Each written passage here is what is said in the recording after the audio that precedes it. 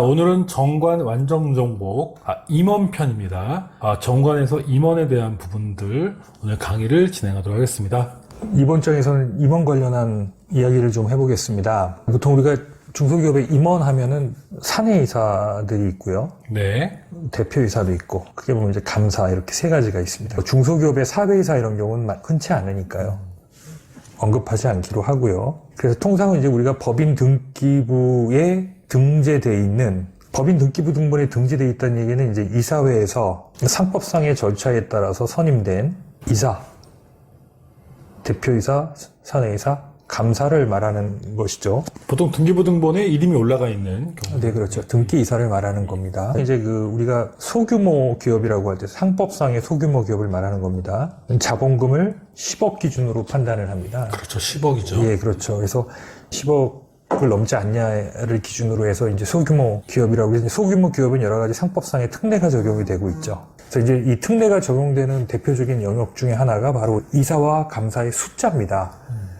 통상적으로 상법에서는 이사는 3명 이상이 원칙입니다. 그런데 이제 자본금이 10억 미만인 기업은 1명이나 2명을 둘 수 있다. 이제 3명 이상이 이사가 구성이 돼야 어떤 기구가 형성이 될 수 있죠? 이사회가. 그렇죠. 예. 근데 1명, 2명으로 이사가 있는 경우에는 이사회가 구성이 될 수 없겠죠. 이사회가 구성이 되어 있지 않은 경우에는 주주총회가 그 역할을 대신하겠죠. 네. 근데 다 주주총회가 하는 게 아니라 그 중에 일부는 또 대표이사가 그 역할을 대신할 수 있는 것도 있습니다. 자, 그러면 어떤 경우는 이사회를 두는 게 유리할 수도 있고요. 네. 이사회가 구성되어 있지 않으면 이제 주주총회에서 의사결정을 하겠죠. 그러니까 주주가 직접적으로 모든 사업 영역을 다 핸들링하면 주주총회에서 직접 결정하는 게 낫고요. 반면에 이 주주 구성이 여러 가지 이해관계자들로 구성이 되어 있다면 신속한 의사결정을 위해서는 이제 이사회에서 빨리 결정하는 게 유리할 수도 있으니까 그런 경우에는 이사회를 구성하는 게 훨씬 더 유리할 수도 있겠죠.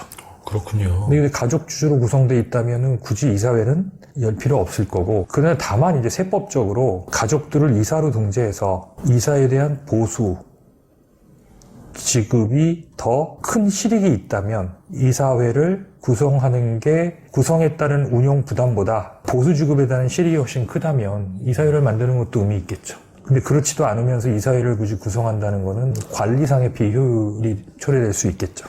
네. 아까도 말씀드린 것처럼 이제 이사회와 주주총회의 두 가지를 놓고 볼 때 절차상으로 어떤 게 더 까다로울까요? 주주총회가 더 까다롭죠. 그렇죠. 주주총회가 좀 더 까다롭겠죠. 그래서 신속한 의사결정이 더 기업 경영에 도움되는 측면이 있다면 이사회를 구성하는 게 맞고, 가족법인들 같은 경우는 뭐 주주총회나 이사회나 특별하게 절차상에 큰 실익이 없기 때문에 그때는 주주총회로 의사결정을 하는 게 더 유리할 수도 있겠죠. 마찬가지로 감사의 경우도 자본금이 10억이 넘지 않는 소규모 법인의 경우에는 두지 않을 수도 있다. 반드시 이 문구를 둬야 됩니다.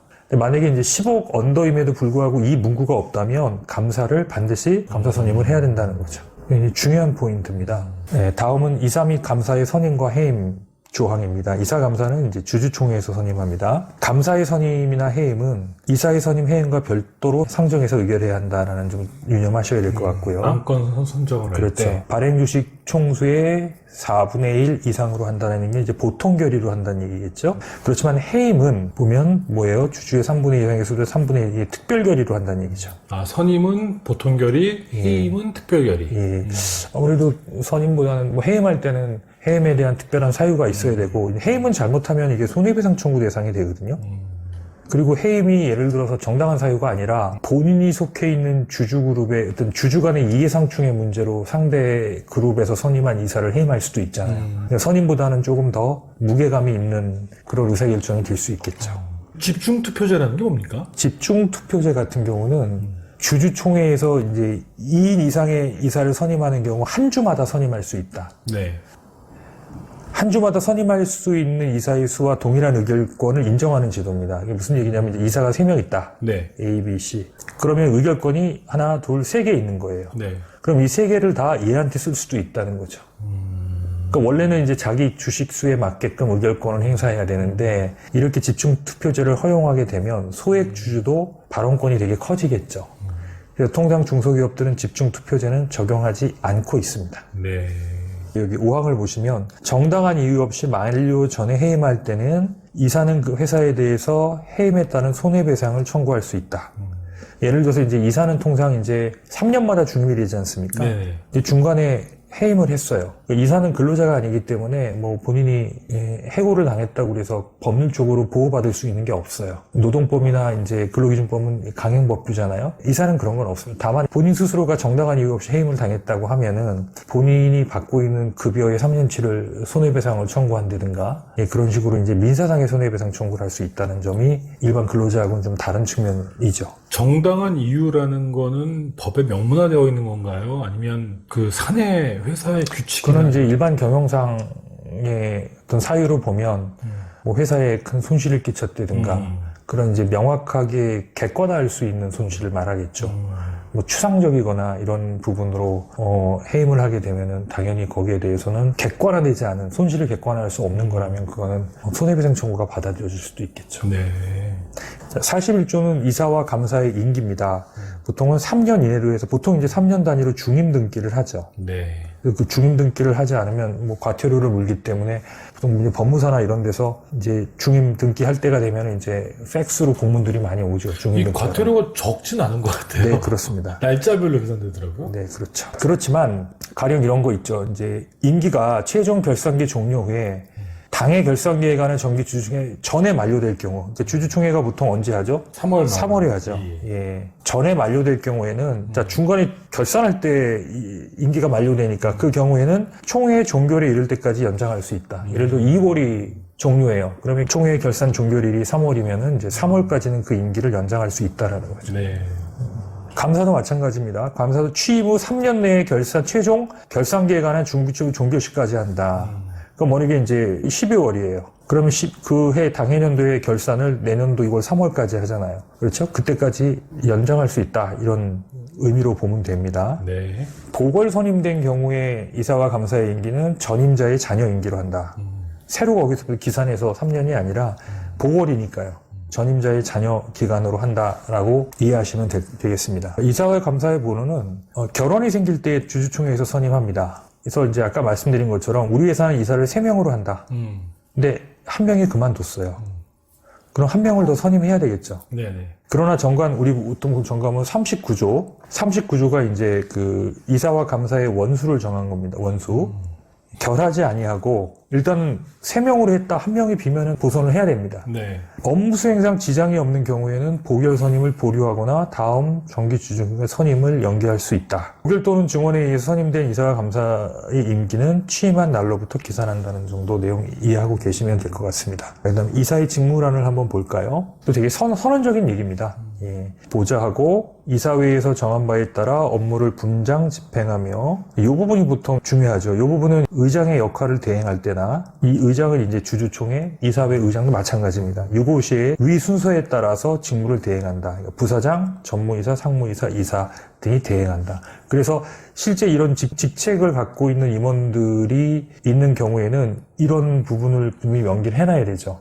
갑자기 오늘 유고가 발생됐을 때 그러면 그 다음 누가 경영권을 행사하느냐 되게 중요한 부분일 수 있겠죠. 만약에 이에 해당하는 이사들이 없는 경우에는 다 동등한 직급의 이사들이 있을 때는 연장자 순으로 그 직무를 대행한다. 이사의 의무도 뭐 대부분 선언적인 얘기입니다. 네. 예. 그러니까 여기 지키지 않아도 이제 상법상으로도 지켜야 될 이사의 의무들이 있어요. 이제 그런 부분을 정관에 명시해서 선언적으로 표시를 한 거라고 이해하시면 됩니다. 충실하게 이행해야 된다. 선량한 관리, 선관의 의무라고 하죠. 관리자로서 주의를 다해야 된다. 그 다음에 퇴임 후에 지득한 회사의 영업상 비밀을 누설하여서는 안 된다.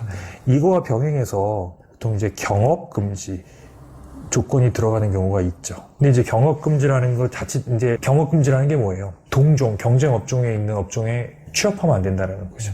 보통 그거 쓰지 않나요? 뭐 각서 비슷하게. 쓰는데 네. 예를 들어서 소액주주인 경우 네. 또 이제 임원을 했어요. 근데 이게 이제 자칫 잘못하면 이게 직업 선택의 자유하고 충돌이 될 수 있거든요. 사용자 입장에서 되게 과도하다 판단되면은 경업금지 요건을 했음에도 불구하고 인정이 안 되는 경우가 있고, 예를 들어 대주주고 실질적인 경업권자였다고 하면은 이 경업금지 요건이 상당히 의미가 있잖아요. 네. 그런 경우에는 경업금지 요건의 법률적 효력이 인정되는 경우도 많이 있고요. 네. 예, 그렇습니다. 또 이사는 회사에 현저하게 손해를 미칠 염려가 있다는 사실을 발견할 때는 즉시 감사에게 이를 보고하여야 한다. 만약에 이 감사가 없으면은 어디에 보고를 해야 할까요? 주주총회. 또는 대표이사에, 그죠? 감사의 직무 한번 볼까요? 회계와 업무를 감사한다고 돼 있죠. 예. 감시를 해야 되는 감시를 해야 된다라는 얘기 있습니다. 그 다음에 임시주주총회를 소집 청구를 할 수 있어요. 감사도. 자회사에 대한 영업보고를 요구할 수 있습니다. 그 다음에 감사도 마찬가지로 요게 이제 업무상 지득한 회사의 영업상의 비밀을 누설할 수는 안 된다. 감사를 하다 보면 당연히 영업비밀을 볼 수 있잖아요. 네네. 대신에 외부 전문가의 도움을 구할 수도 있다는 측면도 있고요. 네. 이사회 소집도 청구할 수 있어요. 그 다음에 이사가 지체 없이 이사회를 소집하지 않으면 감사가 이사회를 소집할 수 있다. 이렇게 되어 있습니다. 그러면 이제 여기서 중요한 거는 뭐냐면 우리가 보통 감사도 그래서 임원이라고 하잖아요. 네네. 그럼 이제 임원으로서 임원 퇴직금이나 임원 보수를 주잖아요. 그렇죠. 예. 그럼 이분이 감사라면은 적어도 여기에 감사의 직무를 수행해야 되는 거예요. 근데 이 직무를 수행했다라는 근거가 없어요. 그냥 사용인, 근로자의 업무의 일부를 수행했다라는 근거밖에 없어요. 자, 그런 경우 어떤 문제가 생기겠어요? 뭐 지급한 보수가 보인다고. 그렇죠. 예. 부당행위가 될 수 네. 있죠. 예. 그래서 감사라는 거는 이 행위를 했을 때 이게 감사의 직무이기 때문에 이제 감사로서의 이 업무 입증이 어려웠고 실제 감사 업무가 크게 필요 없다면 감사를 사내 이사로 변경하라는 말씀을 제가 여러 차례 드렸던 것 같습니다. 그리고 또 감사는 감사록을 남겨야 된다. 실제 중소기업 중에 감사의 역할을 제대로 하는데도 감사록을 잘 남기지 않거든요. 그래서 결국은 이제 이건 입증의 문제거든요. 입증할 수가 없다면 감사의 역할도 큰 의미가 없고요. 또 감사의 역할을 수행했다는 걸 입증할 능력도 되지 않는다면 감사가 아니라 사내 이사로 변경을 하는 게 낫다라고 여러 번 말씀을 드렸습니다. 임원의 보수와 퇴직금 관련해서 한번 얘기를 드려볼까요? 자, 이사와 감사의 보수는 반드시 주주총회의 거리를 거친 임원보수 직육 규정에 의한다 이렇게 돼 있죠. 왜 주주총회 결의를 거쳐야 될까요? 회사의 이익은 주주돈 아닙니까? 이 주주가 주주 돈의 일부를 보수로 주는 거 아니에요. 그렇죠. 당연히 주인의 동의를 거쳐야 되는 건 너무나 당연하겠죠. 이걸 이사회 결의라고 해버리면 자기들이 자기들 마음대로 보수 책정해서 가져가면 주주의 이익을 해할 수 있는 개연성이 크지 않습니까? 당연히 주주의 동의를 거쳐야 되는 거예요. 근데 일반적으로 중소기업에서 이사와 감사의 보수를 주주총회 결의를 남기는 경우도 많지만 없는 경우도 많은 것 같아요. 예를 들어서 상여금을 준다든가 성과급을 받아간다든가 이렇게 해서 임원의 보수가 상당폭 증가하는 상황이 발생됐을 때는 그때는 이제 필요조건 위반으로 인한 부당행위 계산이 될 가능성이 상당히 높죠. 그래서 이제 이거는 두 가지 방법이 있는데요. 총액을 정해놓고요. 네네. 예를 들어서 이제 10억으로 한다. 그럼 이거를 이제 뭐 대표이사는 뭐 3억, 사내이사 2억, 감사 2억 이 세부적으로 정하는 건 이거는 이사회에서 정하면 돼요. 그러니까 주주는 10억 내에서는 니들이 알아서 가져가라는 거예요. 그러면 이제 알아서 가져가라는 거는 이사회에서 알아서 결정하면 될 문제겠죠. 이사회가 없다면 이것도 주주총회에서 결의를 해야 되겠지만 다만 상법은 이렇게 정하면 되는 거고 세법에서는 이제 과연 그 보수가 동종업계라든가 아니면 이 임원간에 다른 동일한 직위에 있는 다른 특성회가 아닌 임원과의 어떤 형평성 문제 이런 것들을 보고 이게 부당행위냐 아니냐 판단을 하는 거죠. 네. 퇴직금도 마찬가지죠. 퇴직금은 보수에 해당되진 않지만 주주총회 결의를 거친 규정에 따라야 한다라는 거고요. 자, 유족보상금 지급 규정도 마찬가지입니다. 유족보상금이라는 거는 이제 결론적으로 임원들 같은 경우는 보통 산재에 가입되어 있지 않기 때문에 실제 공무상의 이유로 사망을 하게 되면 어떻게 보면 공적 보상제도에 사각지대에 있다고 봐야 되는 게 맞아요. 그건 이제 회사가 별도의 제도로 보상을 해준다. 맞죠? 근데 이제 세법상으로는 여러 가지 복잡한 사안이 있습니다. 지배주주인 경우에는 이제 손비 처리가 안 된다. 지배주주라는 건 지분율이 1%만 넘어가면 다 지배주주로 보기 때문에 그 기준에 따르면 이제 유족보상금 자체는 손비 처리가 되지 않는 거로 보여요. 또 근데 이제 반면에 다른 또 예규나 규칙에 보면 또 통상적인 사회적 통념상 인정되는 범위 안에서는 인정된다고도 되어 있거든요. 결론적으로 임원 유족보상금 지급 규정은 사회 통념, 사회적 통념, 상관행에 부합하면 비용 처리는 할 수 있다고 보는 게 맞는 것 같아요. 그 다음에 네 번째 한번 볼까요? 네 번째는 사실은 일반적인 중소기업은 흔치 않습니다. 그런데 이제 이런 기업들 있죠. 그 포이즌 필이라고 해. 포이즌 필이 뭐겠습니까? 독이 들어있는 알약이죠. 쉽게 말하면 이제 적대적 M&A 같은 경우 있잖아요. 경영권을 찬탈할 목적으로 당연히 적대적이니까 기존 이사들을 다 해임하고 하겠죠. 자, 그러면 이 해임에 대한 대가로 임원들에게 50억, 100억의 위로금을 지급해 줘야 된다. 이 금액이 정해져 있는 건 아니죠? 그렇죠. 네네. 예, 그렇게 되면 이제 적대적 M&A라는 측에서 이 회사를 인수하려면 퇴직금도 위로금도 줘야 되는 거예요. 그러니까 섣불리 인수 작업을 하기가 어렵겠죠. 그래서 이 퇴직금 제도가 이런 제도를 이제 포이즌 필이라고 하거든요. 포이즌 필. 이렇게 독소 조항을 둠으로 인해서 이제 적대적 인수 합병이 어렵게 만드는 거죠. 그러려면 누군가 이렇게 적대적 M&A 할 정도면은 상당히 회사가 이제 내실이 있고 성장성이 있거나 그 이슈들이 많은 기업들이 해당이 될 수 있겠죠. 일반적인 중소기업들한테는 좀 거리감이 있는 거지만 이건 제가 그렇게 포이즌 필로도 활용될 수 있는 여지가 있다라는 점을 보여주기 위해서 케이스로 하나 넣어 놓은 겁니다. 네, 오늘은 정관 완전 정복 임원에 관련된 정관 규정들을 좀 살펴봤습니다.